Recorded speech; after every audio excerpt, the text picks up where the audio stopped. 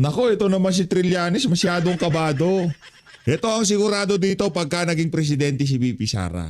Kung si dating Pangulong Rodrigo Duterte pinagkibit-balikat niya lamang ang mga kabalbalan mo, pag naging presidente si VP Sara, anak ng toka may kaalalagyan ka sigurado. Interviewon itong si Trililing ang ating pag-uusapan dito sa video na to at ang pinakaunang episode ng talakayan ng taong bayan. Pero bago wala nang isang like at isang subscribe, masaya na ho tayo dyan at sa mga gusto sumali sa ating community, yung join button nandyan lang ho sa baba. Unahin na ho muna natin itong naging interview nitong si Trililing kasi tinanong ho siya kung sino-sino ba yung mga susuportahan niyang kandidato sa 2028. At para dito kay John Vic Remulla, John Vic, merong hamon sa iyo.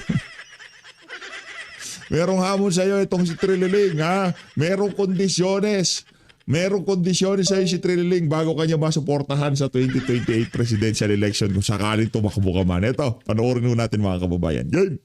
So if you have either Lenny, Bam, or Riza running for president, who could potentially be the vice president of the government, of the Marcos administration?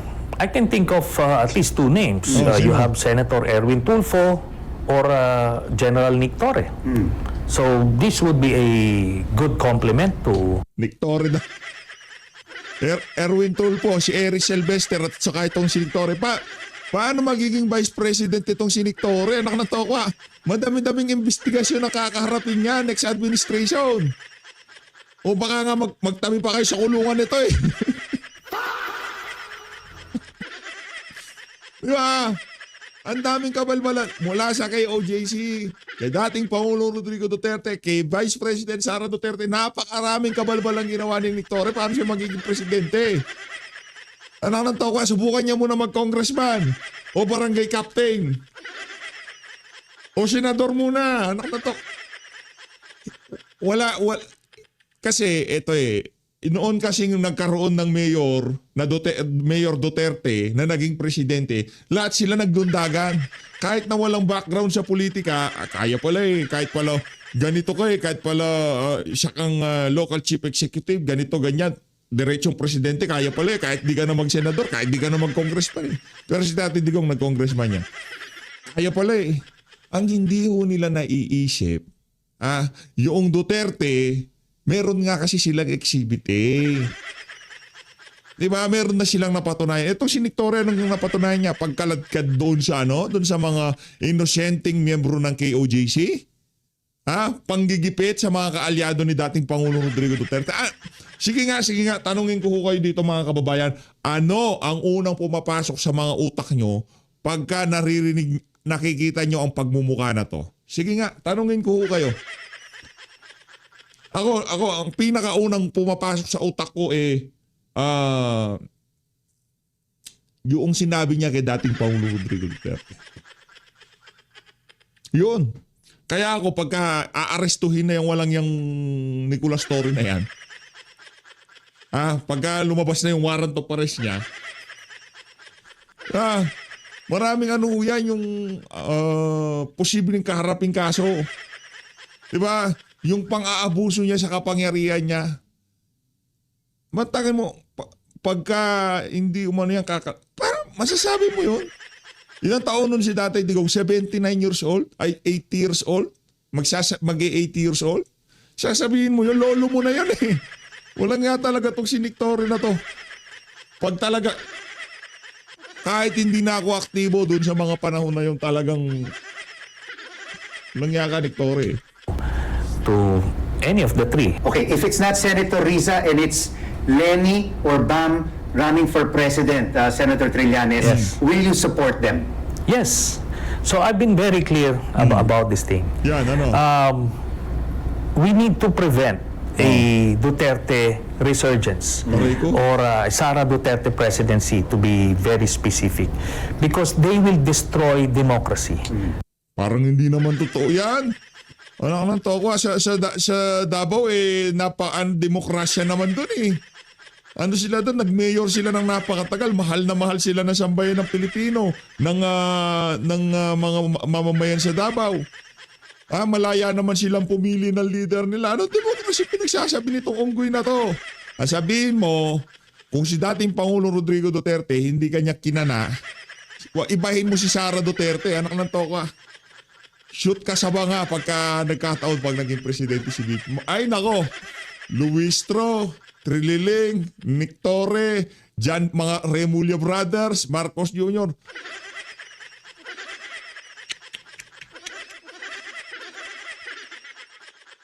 The father did that already, and we should not risk it. We should not even entertain the thought of Kabado 20 itong si Trililing.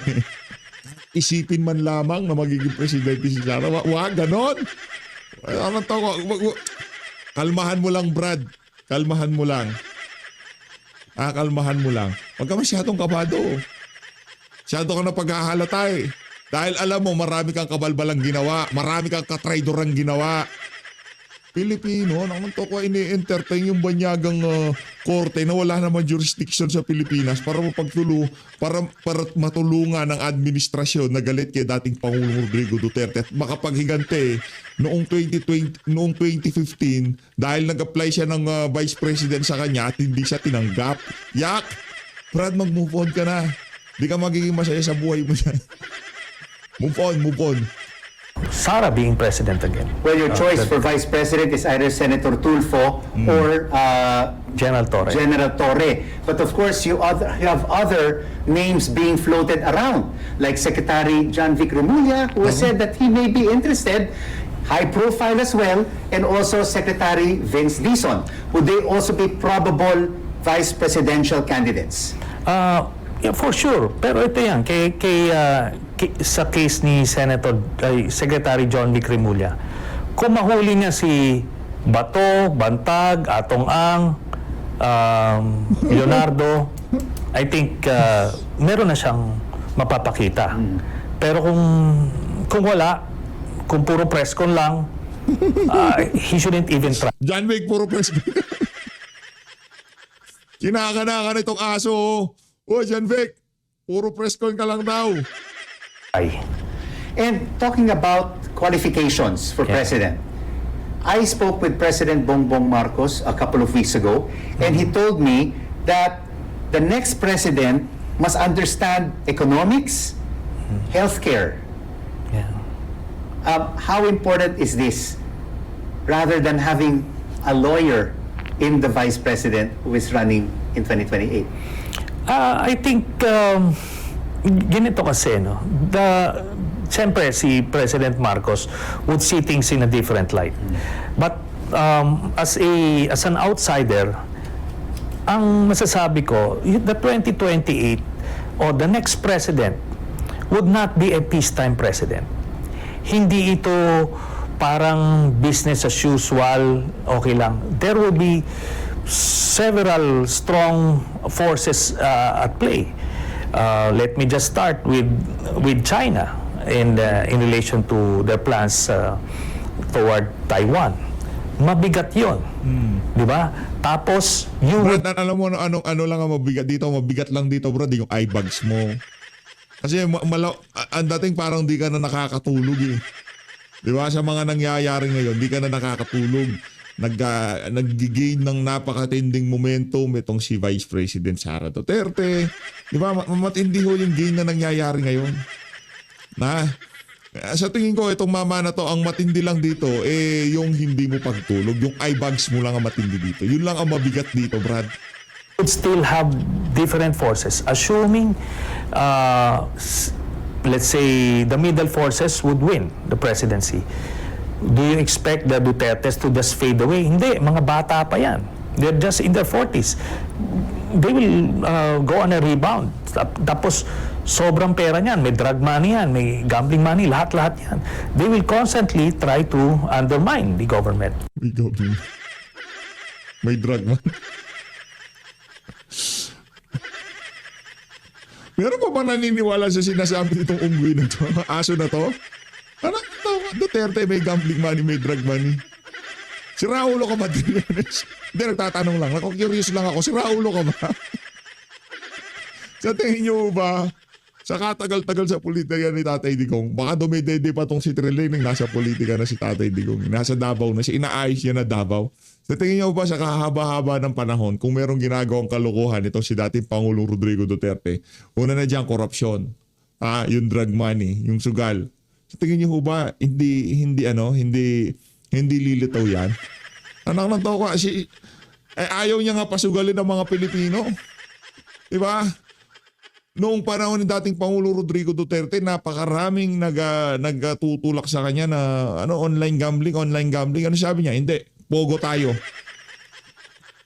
Mga hablang tayo dito para meron tayong extra kita sa panahon ng pandemya. Ang hirap po nun pandemya ho yun. Napakabigat na desisyon noon ni dating Pangulong Rodrigo Duterte para magkaroon ng extra income ang pamahalaan. Wala akong kumaandar noon, walang gumagana ng mga panahon na yon. Di ba? Walang nagtatrabaho, wala lahat. Lockdown tayo noon. Anong ginawa niya? Pinasugal niya ba ang sambayan ng Pilipino? Hindi. Ano sabi niya? Pogo tayo. Tayo dito sila operate pero walang Pilipinong magsusugal. Sa administrasyon na to, anong ginawa? Ito mananiniwala ako, itong administrasyon na to, merong gambling money ang involved dito. Bakit? Kasi dito yung mga advertisement ng sugal ngayon, hanggang sa ngayon mga panahon na to, binana yung online gambling pero namamayagpag pa rin ho. Nakikita niyo yung mga influencer, hindi sila nagpapasugal, hindi sila naghihikaya, hindi sila nagpo-promote, pero nagsusugal sila. Nandun sila sa gray area. Basta kami naglalaro lang. Kung ano linalaro namin, nasa comment section niya. Ganun ang datingan. Pero nagpo-promote pa rin kayo. Kasi yung content nyo, sugal. Yun. Ninuloko tayo ng mga influencer na to. Kala nila yung online gambling, tuloy-tuloy pa rin mga kababayan. Dito sa administrasyon na to, drug money, baka. Posible. Malaki ang chance. Bangagang presidente. Kasi gusto nila makabalik. So, hindi yan pwedeng presidente na ngiti-ngiti lang na ganon. Kailangan dito talagang may reform agenda. Yeah. You personally, Senator Trillanes, you ran for mayor in Caloocan in the last elections. Unfortunately, you didn't quite make it. Yeah. Do you still have ambitions to run for local office or even higher office again as a senator, or maybe even ambitions to become vice president of this country? I'm taking myself out of the political picture. Kasi wala ka na, Brad. Wala na. Wala kang credibility. Basura ang pangalan mo. Walang naniniwala sa'yo. Lahat ng mantakin mo, mayor na lang mayor na lang. Dapat doon kalahati doon sa Caloocan, kamag-anak mo kung sakali tatakbo ka ng mayor. Kakilala ka, kaibigan mo. Naglalakad ka, wala mang kakamay sa'yo. Yun ang representasyon ng sambayan ng Pilipino kung paano tanggapin yung mga kabalbalan mo. Talagang tanggalin mo na yung self mo sa picture. Wala Brad. Kahit anong gawin mo, sabihin ko sa'yo, hanggang pagtahol ka na lang. Ngayon kung pagka merong bangag administration na nakaupo ulit, gagamitin nila yung mga kabalbalan mo. Gagamitin nila yung pagtahol mo. Give and take naman yan eh. Di ba? O tatahol ka, babanatan mo sila. Anong kapalit sa'yo? O balita ako, kasama ka daw doon sa listahan ng mga Marines. Totoo ba yung Trilileng? Give and take, di ba? Yung ginigib sa'yo, yung tiwala ni Marcos Jr. Masyadong praning, Brad. Ganyan. Masisiraan ka ng ulo niyan. Sure. But you can still change your mind. Well, circumstances yan no? Circumstances may change, but given where I am now, I'm taking myself out. Alam ko what's at stake in 2028 na we need, kumbaga all hands on deck ito. We need to, committed to support. All hands on deck tayo. Anong una natin gagawin? Trabahuhin yung mga siraulo sa Pilipinas ng mga politiko. Trabahuhin yung mga mawalang yake dating Pangulong Rodrigo Duterte. Wala akong pakialam dyan. Anak ng tawa, bahala kayo dyan. Unay pa yung kaysa sa kapakanan ng ating mga kababayan. Yan ang dahilan. Yang mga Duterte, yung pangliligwak nila sa mga Duterte, yan ang dahilan kung bakit nandito tayo sa sitwasyon na to. Inuna nila ang pamumulitika. Kaya kung ang gagawin ni BP Sara trabahuin na, burahin na itong mga walang yang ito sa balat ng politika para wala nang makabalik na mga siraulo sa pamahalaan, napakalaking bentahe ho nun sa sambayan ng Pilipino. Yan ang tandahan nyo. Hindi ho ganti ito para sa mga Duterte, ganti ho ito para sa sambayan ng Pilipino na doon sa ginawa nilang pagnanakaw sa kaban na sambayanan. Kailangan hong makulong ng mga yan. Di ba, Trililing? What? The presidential candidate that's qualified at yung karapat-dapat na mamuno sa ating bansa sa 2028. So, yun ang focus ko. Your message to the middle forces and to this administration for 2028. So, eye on the ball lang tayo. Let's focus on the enemy of the state, the enemy of democracy. Pagka nawala yun, then let's start rebuilding our country. Kung Babaliw na ba to? Brad, yan ang problema. Pagka kalaban nyo, tinatag nyo sila as kalaban ng demokrasya. Yung pagsasalita mo na yan hindi na demokrasya yan paano kung taong bayan, yung sinasabi mong, yung tinatag mo bilang kalaban ng demokrasya, yung gusto nilang piliin, yun ang demokrasya. Di ba? Ngayon, kung tinatanggal mo yung karapatan ng sambayan ng Pilipino na mamili kung sino ang gusto nila maging leader, sino ka? Sino ka para sabihin mo sa sambayan ng Pilipino? Tatanggalin natin yung mga kalaban ng demokrasya. Siraulo ka ba? Trililing, nasa tamang katinuan. Kakaumpisa pa lang natin, Trililing. Walang yaka. Gusto ko, chill tayo ngayong Sunday. Yan sinasabi mo na yan ang kalaban ng demokrasya. Demokrasya pagpili. Demokrasya kalayaan ng mamamayang Pilipino.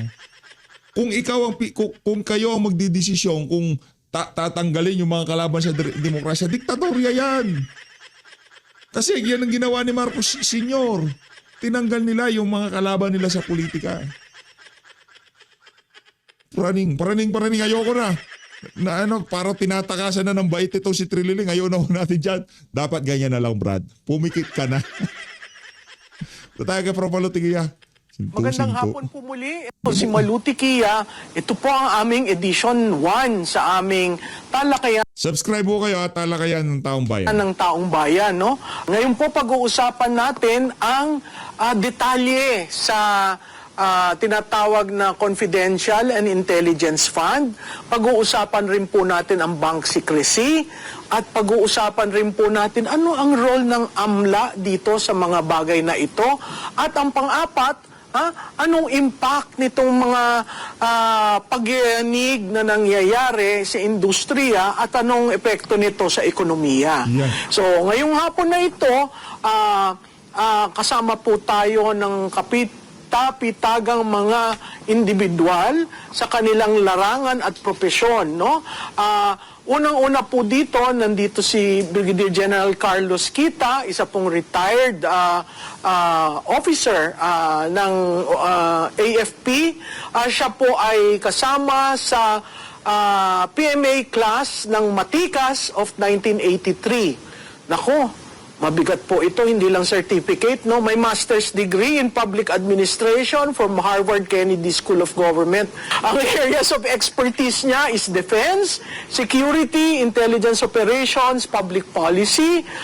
Siya po ay Chief of Military Intelligence, Group 17, kung saan nag-lead siya ng counterintelligence operations of AFP. So talagang alam niya ang paggamit ng intelligence fund.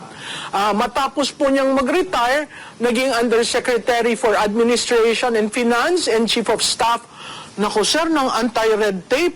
Nako, talagang sa labanan ng korupsyon, ang professional career ni General Kita, siya talagang nagniningning. Siya po ay EVP for Corporate Services ng BCDA. Ang pangalawa po ay si Mr. Marvy Valeros, high school class ng 1989 sa San Beda. Abay, talagang Bedan. College ng 1993 at meron siyang masteral unit sa DLSU TAF. Bakit po siya importante, si Mr. Marvy?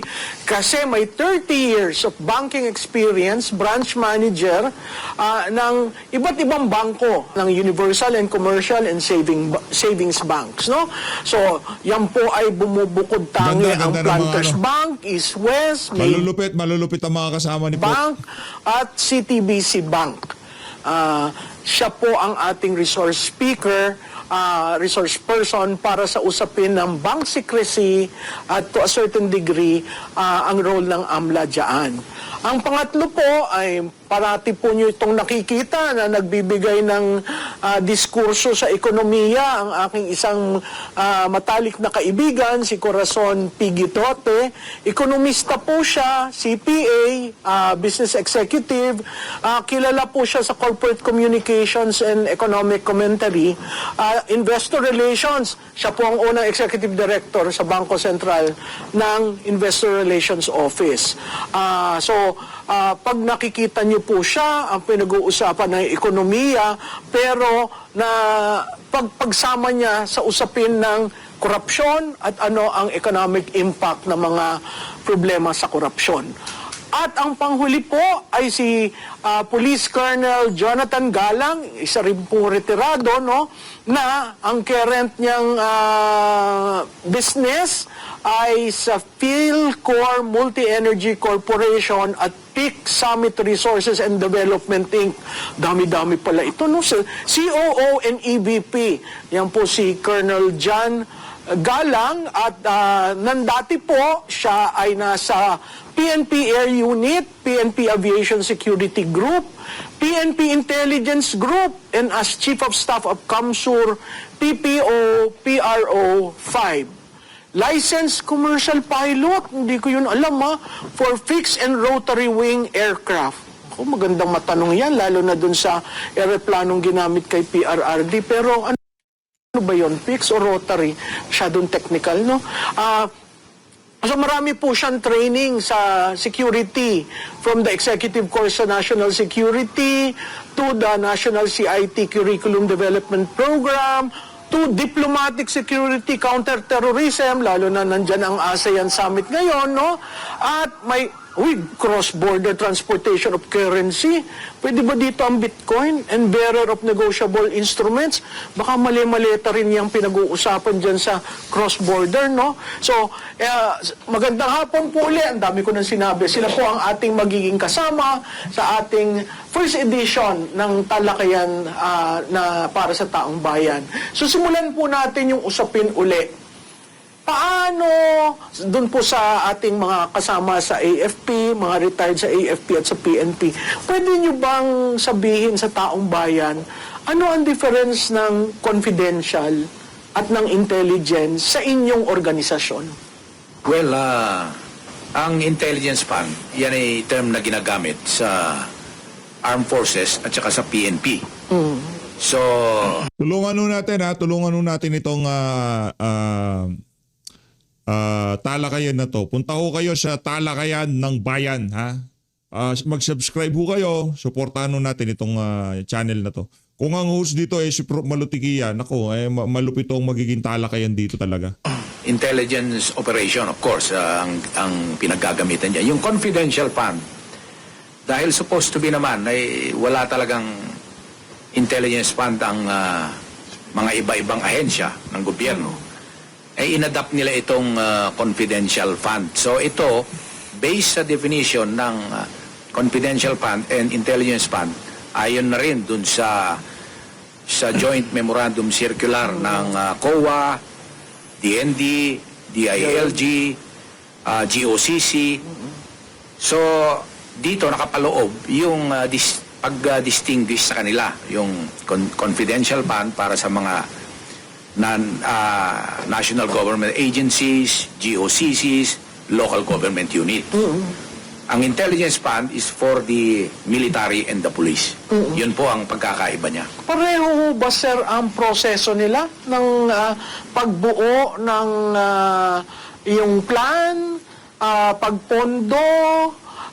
Pwede po ba ang isang ahensya na wala namang confidential fund ay mabigyan ng confidential fund ng Pangulo? Ano po yan? Dun sa binanggit ko kanina, yung Joint Memo Circular na in-issue pa yan noong 2015. Actually, nakasaad doon ang mga ahensya, mga units ng governments, including AFP and PNP, kung papaano yung proseso. No? Kailangan unang-una nakapaloob sa pondo nila, yung ating GAA. Nasa line item ng AFP, parang ganon. Pagka meron nun, sa baba, kami kasi sa operational kami. Doon sa taas ang nagpaplano noon na DND, AFP, umaatin yan and major services umaatin yan sa Congress, dinidepensa nila yon. Pero during the implementation phase, kagaya niyan sa amin, sa MiG-17, no, sa ISAP, pagka gumawa na kami ng plano niyan, meron kami tinatawag na case operation plan, meron ding special intelligence project, no? But kadalasan ang ginagawa niyan is case operation plan ang inaano namin ginagawa. And doon nakasaad kung ano yung target, ano yung mission, ang duration, minsan 3 months to even it may even take years, no?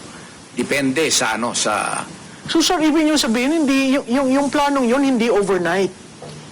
pinaplanong hindi yan So isang revolving every year. every year.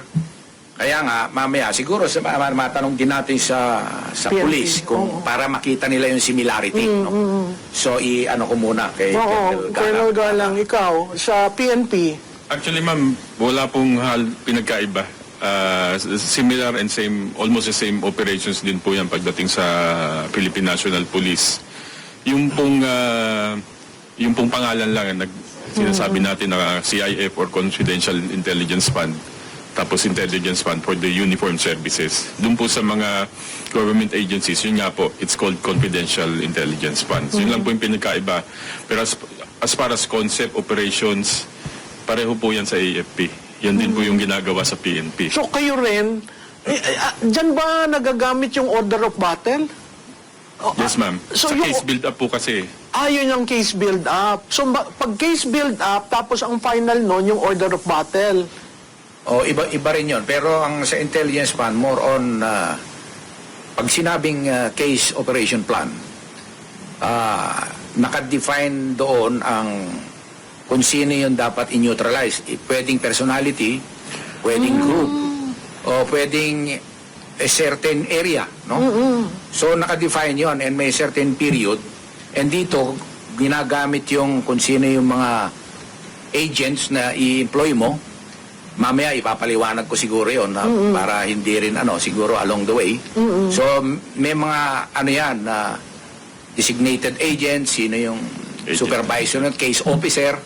Yan sir yung ginagawa ng intelligence community. Oo, sa community, sa ground. Sa Sa ground. ground na yun, kung paano i-implement. Kasi yung kaninang tinanong mo is more on the budgeting, no? Hindi mo pwedeng gumawa ka ng plano pag walang budget. Any agency, talagang ganon, no?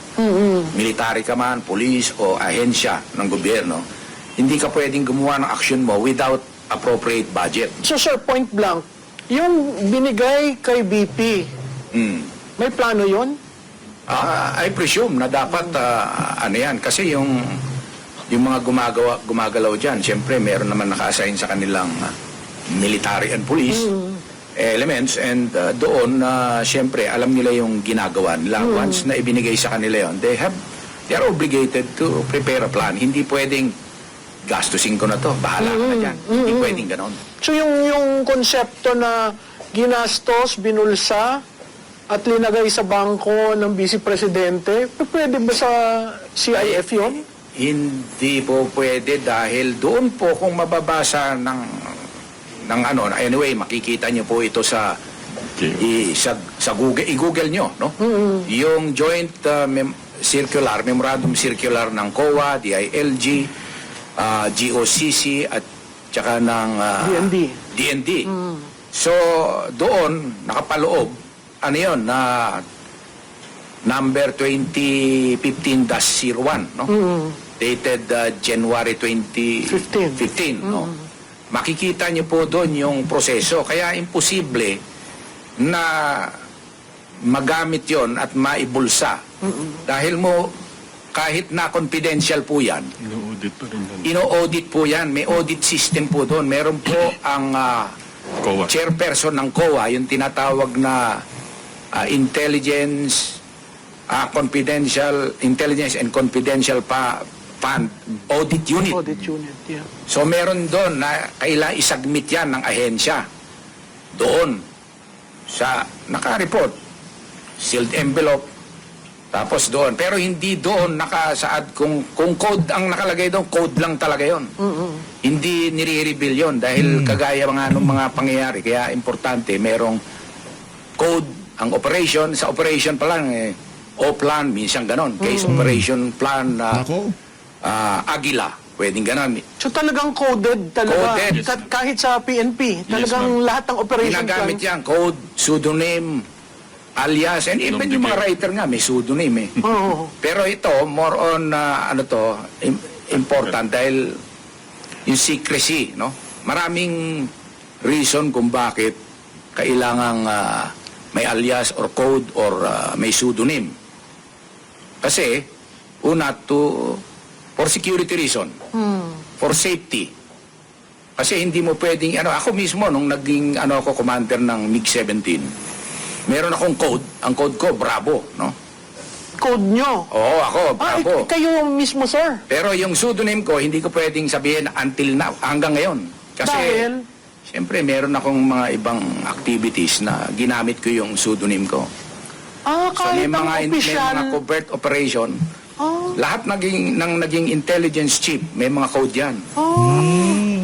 Mga may marinig kayo dyan na iba-ibang pangalan. Sultan, Jasper. Pero ang nakakakilala lang, sir, yung mga katrabaho mo. Katrabaho. Oo. Hindi kahit na i-report yan sa COA, hindi linalagay yon. Sino tong si... At hindi tinatanong ni Hindi Kowa na... tinatanong yun. Oo. Compartmental. Basta na-comply mo yung mga requirements doon, paano ginastos, including mga cash advances, merong requirement yan. Oo. Basahin niyo po yun. Sinabi ko kanina yung Joint Memorandum Circular. Makikita niyo po doon. 33 pages Hindi long. pwedeng ibubulsa lang yung basta-basta. May audit system. Sir, sa pulis, ganyan na ganyan din? Yes, ma'am. May alias rin? Meron po. Minsan alphanumerics ang ginagamit namin. Pero compartmentalized nga po yun. Kagaya po, I'm just speaking for myself kasi merong nakaseparate kami na unit nun eh. Kami po nun, we're under Rio 20, Regional Intelligence Office 20. Hindi ko pa sasabihin kung saang unit yun So kahit yung mga ganyan, internally lang kayo ang nakakaalam. Yes, ma'am. So mahirap na ibuklat mo sa public ang lahat na ito, yung operational, wala pa nga tayo dun sa mga alias-alias, pero yung proseso ng AFP, proseso ng PNP, pagdating sa intelligence, talagang hindi Basta sinasabi. yan. May prinsipyo kaming sinusunod, yung tinatawag na the need to know basis. So doon sa ahensya mismo, halimbawa sa ISAP, hindi lahat doon nakakaalam din ng mga Share nyo itong video na to kasi magiging napaka-informative sa ating mga kababayan, especially yung dito sa impeachment ni VP Sara, okay? Ito kasi involved ho dito yung pinag-uusapan nila, confidential fund. Merong Mary Grace Piatos, ito pa lang si Sir, pangalan niya nun, Bravo. Bravo, ano ba yun? Yung Bravo biscuit, merong ganun, di ba? May din, di ba? Yan ang problema natin eh. Diba, binabanatan nila si VP Sara kay Mary Grace Piati, hindi Piatos. Piati ho yun. Kaya, ito kasing si Akop eh. Nag-iwan ka pa ng alaala sa amin ngayon. Si Akop nag-SS nung Piatos na yun. Piati ho yun. Si Akop ang nagpangalam. Pulis na, alam ho ba ni Akop yun? Alam ho ba niya yung kung paano gumagana yung intelligence? Anak ng tokwa, iniloko tayo ni Akop. Nagbida-bida siya doon sa Twadcom. Alam niya naman pala kung paano gumagana ang intelligence community. codes na yun. Parang pag mababa ang pay grade mo, hindi ka pwedeng tanong. Need to know eh. Oo. Ay, kahit na hepe, minsan hindi, mas senior, hindi nila pwedeng alamin. Mas alam pa nung sarhento. Ayun yung mga ganon. Sir, punta tayo dito sa impeachment. Bakit ang Kongreso, ang House of Representatives, Hindi ba nila naiintindihan yung inyong mga proseso sa intelligence? Bakit pa ilang beses sinasabi na kailangang malaman sino si Grace Piatos? Gusto nilang malaman, pati ba handler, pag reveal mo si Grace Piatos, pati handler, mapapareveal sa kanila? Ayun na nga, yun yung mga ganon. Kasi maaring yung iba doon, alam din nila na may ibang congressman, hindi naman sila mga bobo eh. Yung iba naman, talagang naib, hindi nila alam talaga. No? Pero karamihan sa kanila, alam din nila yon. So yung paghahanap Yung- sa PSA ng mga pangalan na ito, Yung paghahanap na yun eh, Optics. propaganda, optics. optics, mahirap nang sabihin, no? Baka sabihin, ini-speculate natin. Pero hindi na dapat yun eh. Tsaka may audit system naman. Unqualified nga yung ano ng COAS. Wala, sir, na audit na negative talaga when it comes to confidential and intelligence fund. Usually yan pumapasa. Usually, basta in compliance ka doon sa mga Requirements. And the requirements, kung titignan mo, talagang properly accounted. Yun ang importante rin. Kagaya sa ano, and even hindi confidential fund, kahit ano lang na budget, pagka ginamit mo yon, kailangan mo ng kung paano mong ano, Liquidation. ma-liquidate. Iba yung na-obligate, iba yung na-liquidate. Yun pa ang problema ng iba eh. Hindi nila nadidistinguish yun. Yun nangyari nung 11 days, yun ang liquidation Process. yun. Kaya siguro mabilis, no? Pero earlier on, dahil nakaprograma na yan, August na-anticipate hiningi. na, naggawa na yun. Na-obligate na.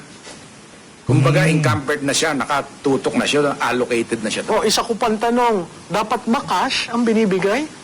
Ma'am, yun ano, pagdating po kasi sa ganyang operations, siyempre ang iniiwasan po natin yung tinatawag natin na yung mga document traces, backtracking. So, marami pong transaction on the ground. Usually po, talagang cash basis yan. Para hindi po na-trace yan. Lalo na po security nung mga ating mga informants. So, security nung nagbigay ng cash at security nung tumanggap.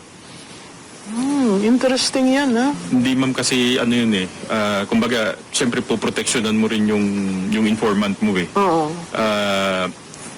Sa akin nga po yung experience ko when I was once a chief of police dun sa Bicol. I had informants who were former yung tinatawag na RR, mga rebel returnees. So ito pong mga tao na to, siyempre tinutulungan niyo po yan and you cannot give them yung merong documentation man. Kasi makikita at malalaman eh kung sila tumutulong sa'yo rin hindi. So mostly po on transactions talaga dyan. On the ground is talagang cash basis po yan. Okay. Cora, Yes. in the scheme of this confidential intelligence fund, parating pinag-uusapan, parating accountability issue. Anong impact nito sa ekonomiya? Anong impact nito sa transparency? Actually, yun na nga ang problema kasi kung walang accountability, walang kumpiyansa. Di ba? So, kaya yung business confidence ngayon, almost zero. It's 0.9% based on the BSP confidence index. So pag ganun, wala tayong asahan ng investors na pupunta dito. Okay, kung walang investors, walang trabaho. Ilan ang gumagraduate every year? 800 to 900,000 students graduate every year from college. So kung walang investment, saan sila hahanap ng trabaho? Tapos may crisis pa tayo, di ba? So, dun sa crisis na yon, magkakaroon ka ng mass layoff. Kasi sobrang taas ng inflation ngayon. Dahil kung ang langis is a basic commodity, okay? It takes up more than 20% in the inflation basket, including transport. Actually, if you include transport, aabot ng mga 30% ang contribution niya sa Inflationary inflation pressure? basket. Okay. So, tapos idagdag mo yung effect niya sa manufacturing ng food and beverage and everything. Logistics na, no? Oo, tatamaan pa rin yun, di ba? So almost, I would say about 80% of your inflation basket will be affected by this crisis. Okay? So pag tumaas ang presyo ng mga bilihin, ang gasolina pala, kagaya ngayon, 60 to 120% ang increase ng gasolina at diesel, di ba? So, papasok yan sa inflation, ang sweldo hindi tumataas. Okay? Yung presyo ng mga, sabi mo ng bilihin sa supermarket, they can only bring it up so much. Kasi nga, yung purchasing power mababa, tapos tataasan mo pa yung presyo. Kasi ano nang bibili ng household? So dito sa pumapaloob na impeachment ni Vice President, would you consider that as a risk, one of the risk while we are under a crisis situation? Sobrang malaking risk yan kasi imbis na yung energy nila napupunta sa crisis management. Kasi extreme crisis to by end of April, pwede tayo mawala ng gasolina. Walang gasolina, walang kuryente. Everything will stop. Okay. Shouldn't we follow what Bangladesh is doing? Just stop, no work, no school, Yeah, so to reserve, ang dami come up nating with the security. mahihirap eh. Oo. Okay, so pag walang trabaho, walang kakainin. Magkaka-anarchy ka. Di ba? O sir, bago mo idugtong yan, hindi ba dapat gamitin si confidential or si intelligence fund dito sa sitwasyon natin? Bakit hindi natin makuha ng tamang-tama?